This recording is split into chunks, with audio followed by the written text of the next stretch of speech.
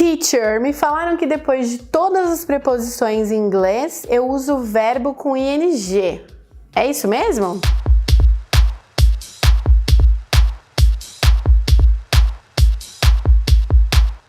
Essa é uma regra, conforme você vai aí desenvolvendo o seu inglês, conforme você vai falando melhor e sofisticando o idioma, a gente começa a ter essas regrinhas que aparecem, ou essas vontades de que as regras realmente existam e que a gente possa decorar, ou a gente possa usar estruturas mais avançadas pensando nessas regras. Então existe realmente uma regra que quando a gente vai falar de preposições, quando a gente vai usar preposições em inglês, se essa preposição for seguida de um verbo, às vezes ela é seguida de um substantivo, de uma coisa, de um sentimento, do nome de uma pessoa. Mas se você estiver falando de uma ação, de um verbo depois dessa preposição, realmente em 90% do tempo, 90% das vezes, essa ação vai usar o ing.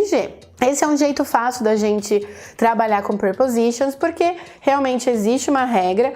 Você sabe que para toda regra existem exceções, porém dá pra gente trabalhar bem em cima disso, porque tem muitos exemplos de preposição mais verbo no gerúndio, mais verbo com ing. O grande problema, que é o que a gente vai falar no vídeo de hoje, não é necessariamente lembrar dessa regra, mas é necessariamente lembrar da preposition.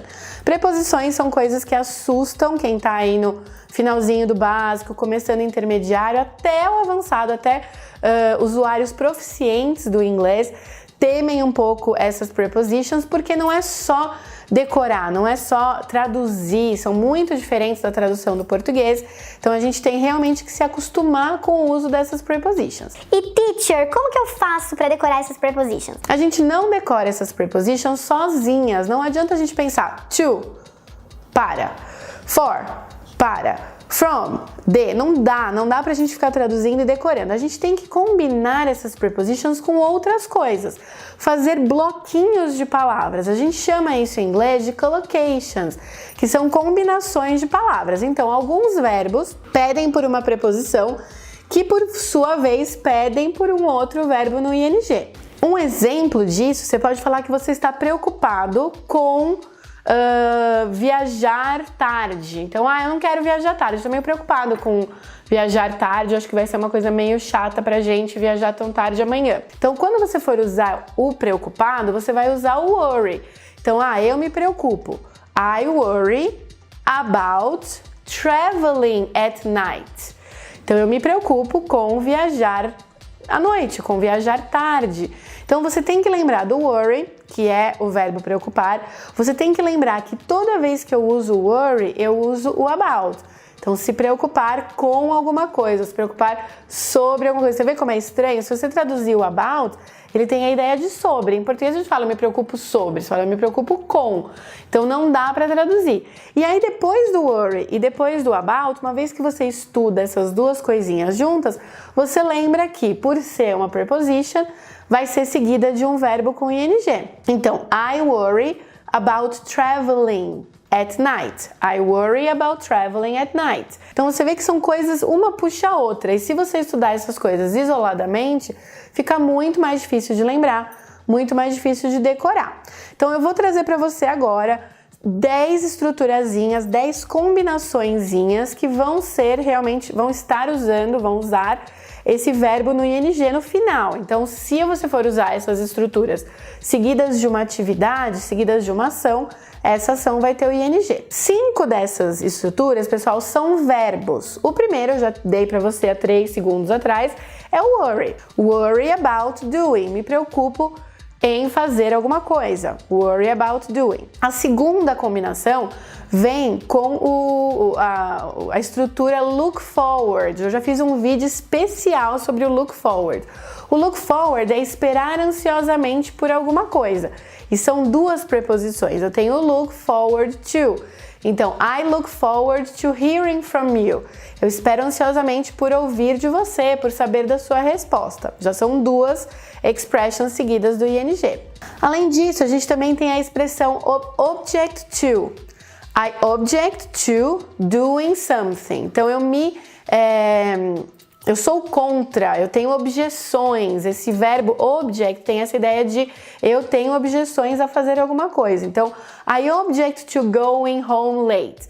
eu tenho objeções em relação a ir para casa tarde. Então eu tenho essa object to mais o verbo com ing. Um verbo e uma preposição muito famosos que a gente usa bastante é o care, é o se preocupar ou tomar conta de alguém. Quando eu care, I care about doing something. Então eu me preocupo em fazer alguma coisa. I care about studying math. Sei lá, eu me preocupo em estudar matemática. E a última, e não menos importante dessa lista, é o insist. Eu insisto em você fazer alguma coisa, eu insisto em fazer alguma coisa. A gente usa preposition on, então fica I insist on calling him right now. Eu insisto em ligar para ele agora. Você vê que esse ligar recebe o verbo com ing? Além dessas 5 estruturas com verbos, vai ter um vídeo mais pra frente que a gente vai falar de adjetivos e vai completar essas 10 estruturas que eu quero trazer pra vocês com esses verbos com ing.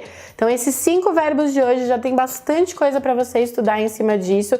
Faça suas frases com o care, com o worry, com insist, procure outros verbos que são seguidos de preposição com ing e deixa tudo nos comments. Compartilha com quem está estudando com você inglês, com quem tem dúvidas sobre isso, com seu professor, sua professora. Vamos compartilhar isso porque é um assunto meio tenso. Espero que tenha sido útil. And bye! Expression of the day. Não, vou ter que continuar. A expression de hoje é quando você quer falar que você desiste ou que alguma coisa acabou ou que não vai continuar alguma coisa. Vem de uma música, na verdade foi usada numa música do Queen, e a expression é to bite the dust. Sabe aquela música do tum, tum, tum, another one bites dust? Então, esse bite the dust quer dizer desistir, falhar, não deu certo. Então, por exemplo, eu posso usar numa frase: The new program will have to bite the dust because of funding. Então, o novo programa vai ter que desistir, vai ter que acabar, vai ter que ser terminado por causa de fundos, por causa de patrocínio. Então, esse bite the dust tem essa ideia de finito, não vai dar para continuar. Às vezes é usado no sentido de morrer, mas bem informal, tipo, fulano bateu as botas, sabe? Então tem essa ideia de bite the dust. Pode ouvir a música do Queen, que é muito mais bonita do que eu cantando. And bye!